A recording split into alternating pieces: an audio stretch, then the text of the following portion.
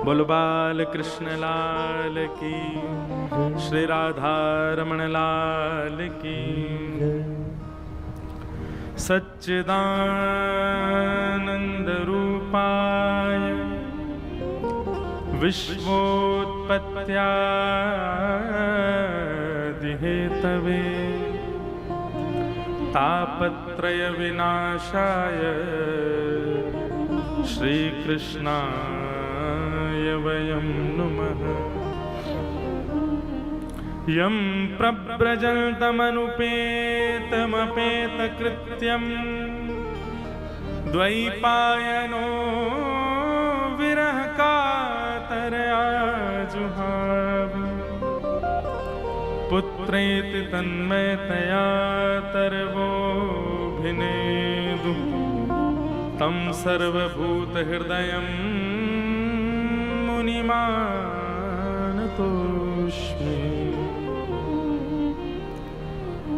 आज हम भागवत जी को महात्म सुनेंगे। तो महात्म को मतलब कहा होवे। अब एक और बात है कि यहाँ ब्रज में है तो कथा अधिकतर ब्रज भाषा ही निकलेगी, तो भाव तो सुनियो।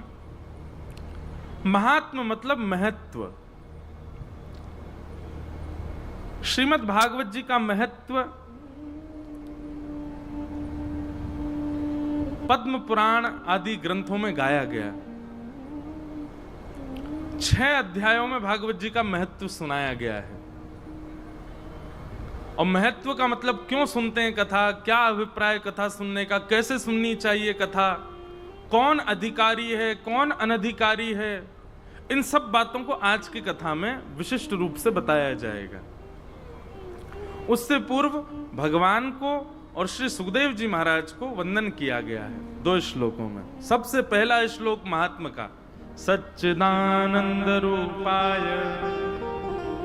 भगवान के 3 रूप हैं,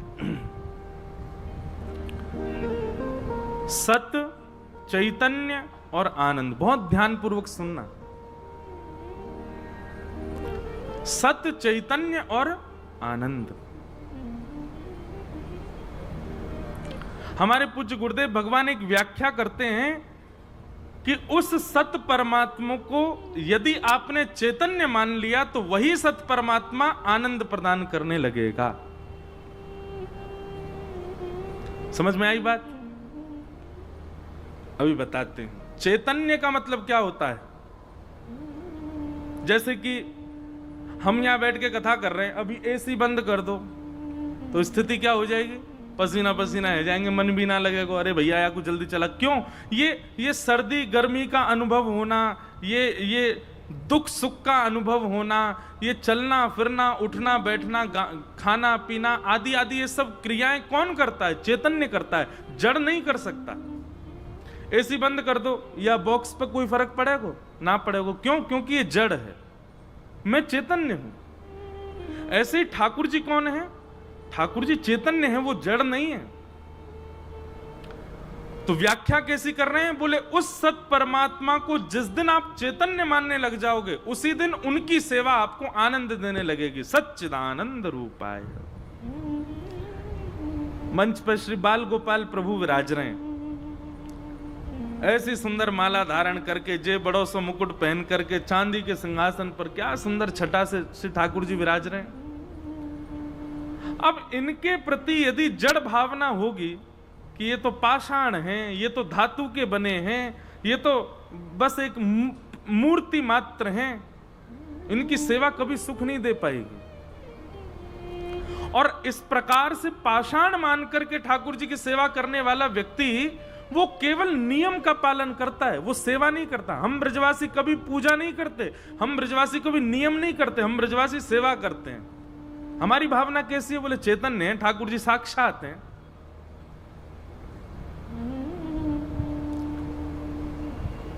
चैतन्य मानते हैं तभी 2 एसी मेरे काजे, एक उनके काजे भी लगाए हुए, लगाए हो ना।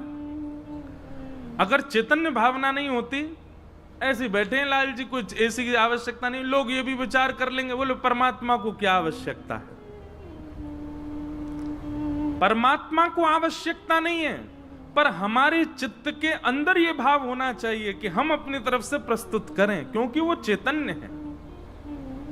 बहुत ध्यानपूर्वक सुनिएगा।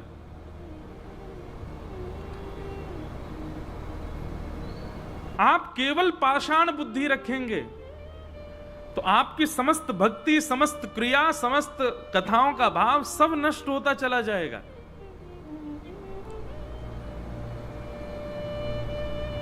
सत्य बताइएगा, मानव जानता नहीं होता कि वो पाप कर रहा है, उसको नहीं पता होता कि वो जो कर रहा है वो गलत है, जानता है गलत है, लेकिन उसके चित्त में ये बात नहीं है कि परमात्मा चैतन्य है, इसीलिए वो गलत करता है। जिस दिन ये भावना उत्पन्न हो जाए कि चैतन्य परमात्मा सब जगह हैं, उनको सब पता है। कई लोग पापी जो लोग होते हैं उनसे कहते हैं, अरे भाई कुछ नहीं तो भगवान से भय खाओ, भगवान से भयभीत रहो। चैतन्य है वे।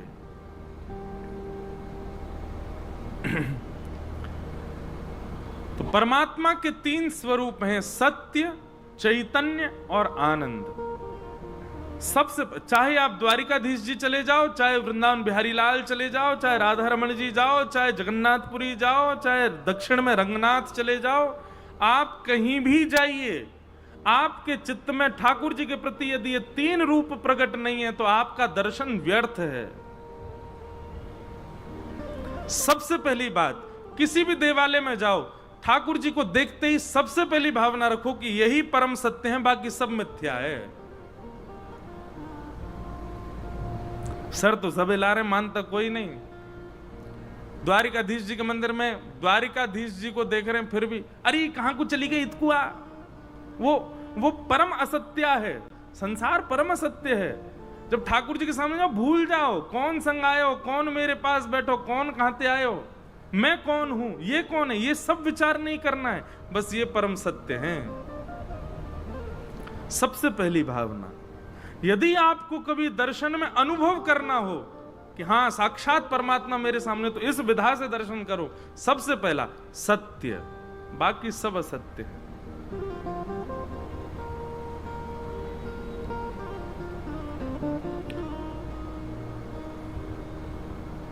दूसरी बात, चैतन्य ये जड़ नहीं है, ये साक्षात चैतन्य है। हमारे ब्रज में सेवा पद्धति ऋतु के अनुसार होती है। जैसे जैसे ऋतु परिवर्तन होता है, ठाकुर जी की सेवा में भी वैसा वैसा परिवर्तन होने लग जाता है। अभी श्री द्वारिकाधीश जी, अब द्वारिकाधीश जी दिखे ना सुबह, अब वही दिख रहे हैं मुंह कथा में भी। द्वारिकाधीश जी के दर्शन करें, श्रृंगार कैसा, बहुत पत्रों सो एक बाघा जैसो पहनो है, कलीन को, सुंदर मोंगरा की कलीन को श्रृंगार, जिससे ठाकुर जी को ज्यादा श्रम नहीं हो। आभूषण नहीं पहने ठाकुर जी ने, ठाकुर जी ने सोना चांदी हीरा नहीं, एक आध मोती को कोई माला पहनी होगी, स्वर्ण भी नहीं पहनेंगे अभी ठाकुर जी, अभी केवल मोती की माला धारण करेंगे। क्यों? क्योंकि हल्की रहवे, गर्मी को मौसम है, मौसम के ऋतु के अनुसार सेवा में इत्र भी खस को जा रहे होगो, गुलाब को जा रहे होगो, गर्म इत्र नहीं जा सकते ठाकुर की सेवा में। क्यों? चैतन्य भावना है। हमारे तटीय स्थान चले जाओ, तो तटीय स्थान में तो जब गर्मी को समरे तो दिया से आरती ना करें, ठाकुर जी की आरती भी पुष्पन से होवे। क्यों? बोले दिया जलाएंगे तो श्री ठाकुर जी को श्रम है जाएगा। इतनी चैतन्य भावना रखते हैं।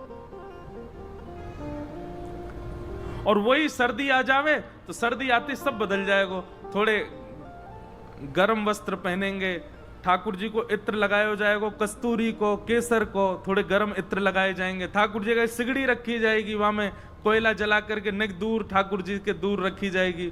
मौसम ऐसे, मूजरी पहनाई जाएंगे, हाथ पामन में मोजा पहने लाल जी।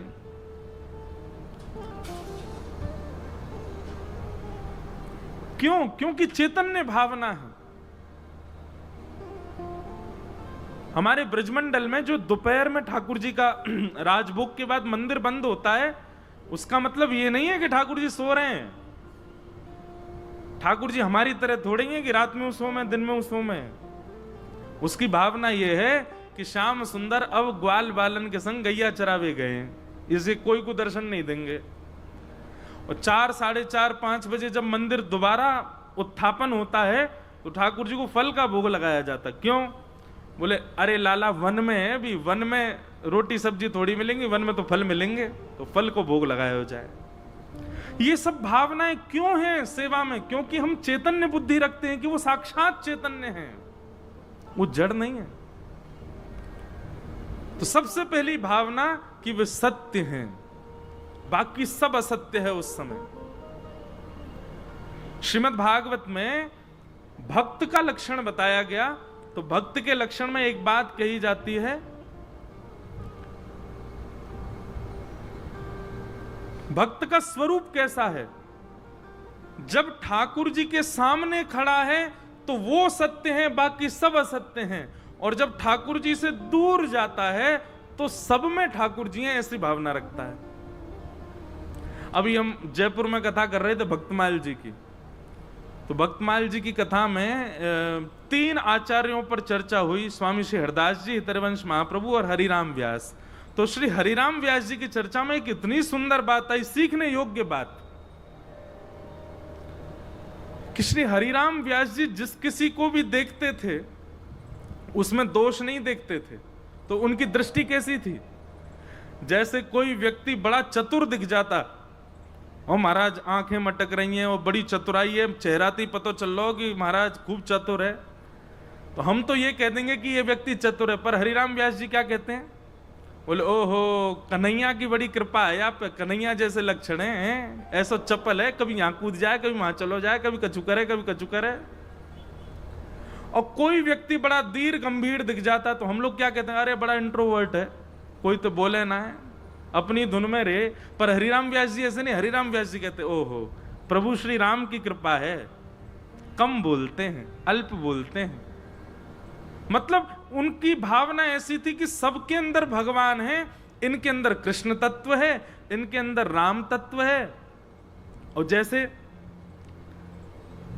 अब वृंदावन कई लोग आते हैं दिल्ली बंबई से, तो वृंदावन के पंडा हमारे बड़े आनंद वाले रहे, ए सेठ दे दे, नेक्स्ट सेवा करवा जा सबन की, ना करवावे को, अरे तेरे बालक फले खूब आनंद करेंगे, नहीं दे जा, ऐसे करके कह दें।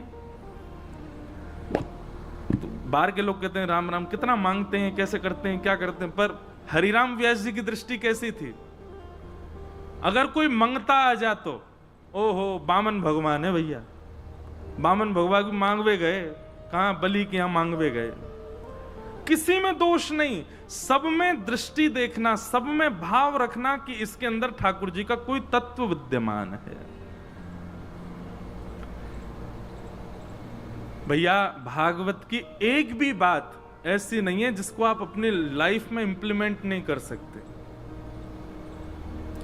सब जीवन उपयोगी बातें हैं।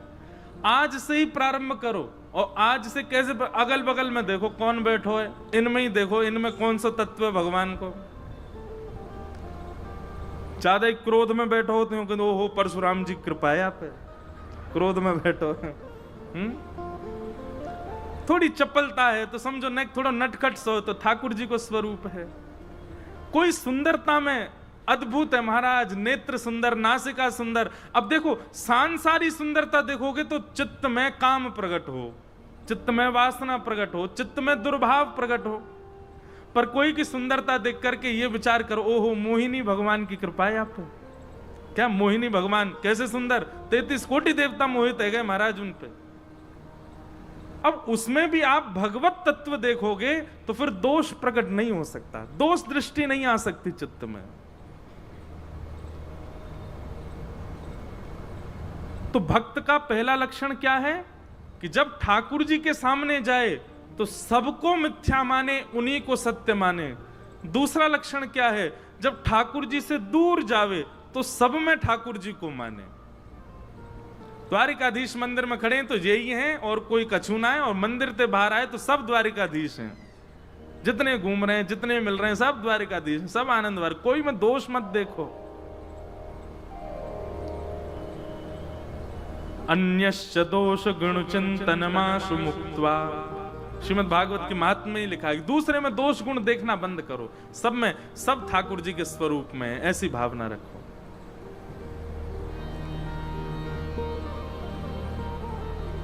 तो सत्य, पहली भावना ठाकुर जी सत्य हैं और दूसरी भावना ठाकुर जी चैतन्य हैं। ये दो भावना आपको रखनी है, तीसरी भावना आपको रखनी नहीं है। तीसरी भावना ठाकुर जी देंगे आपको। पहली भावना सत्य रखो, दूसरी भावना चैतन्य रखो और तीसरी भावना ठाकुर जी प्रदान करेंगे। और वो क्या है? आनंद। क्या देंगे? आनंद। कभी भी ऐसा मत कहना कथा सुन के सुख मिला ना, कथा सुन के अच्छा लगा ना, कथा सुन के मजा आया ना, कथा सुन के आनंद आया। द्वारिकाधीश के दर्शन करके आनंद आयो, बिहारी जी के दर्शन करके आहा आनंद आ गए, बरसाने जाके आनंद आ गए। आनंद ठाकुर जी सुख प्रदायक नहीं है। और क्षमा कीजिए, यदि आपके मुख से सुख ही शब्द निकल रहा है तो इसका मतलब भी आनंद मिला ही नहीं आपको। सुख में और आनंद में भी भेद है। सुख व्यवस्थाओं से प्रकट होता है। आज देखिए, हमने महाराज पहली बार शोभा यात्रा में कूलर भी चल रहे। वाह! सबसे पहले जब मेरी दृष्टि पड़ी, मैंने कि भैया जे काम ब्रजवासी कर सकें। वो शोभा यात्रा में 5-10 कूलर चल रहे, वही लग गए दिखे यहीं पे।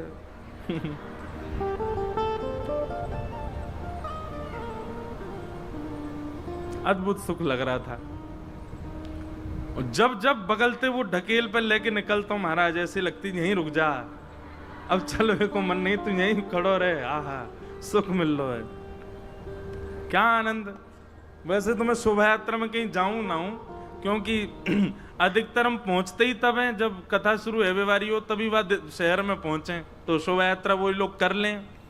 पर जब मथुरा की बात थी तो हमारे सब भैया लोग आए, तो मैंने कि द्वारिकाधीश जी के दर्शन की मेरी बड़ी इच्छा है, तो मैं आऊंगा। आज व्यवस्था देखी, कूलर चल रहे संग में, जगह जगह पानी बट रहे महाराज, ठंडे ठंडे। और भी कुछ मिलो होगो, मैं तो फिर बीच में ही चलो आया वापस। कहीं कहीं लगा कचौड़ी जलेबी पाई होंगी। अच्छा, मैंने हमारे जो पंडित जी एक उनसे मैंने हो गई, मैंने कि सुनो, मैंने यूं देख लियो यार, कथा के बीच में तो चाय नाश्ता नहीं है कि सबन को आवे कचौड़ी पा लो जलेबी पाए। मैंने ब्रजवासी भैया खूब आनंद से कथा सुने, कहीं ऐसी सुनने लगे। वो नहीं है, बगल वाले हॉल में है व्यवस्था। मैंने कहा हाँ, व्यवस्था तो होगी। भूखे भजन ना होए गोपाला, ले लो अपनी कंठी माला। लेकिन एक बात याद रखिएगा, व्यवस्थाओं से जब आप प्रसन्न होते हो उसको सुख कहते हैं, पर जब व्यवस्था भी ना हो और फिर भी प्रसन्न चित्त हो उसी को आनंद कहते हैं। वही आनंद है। कथा में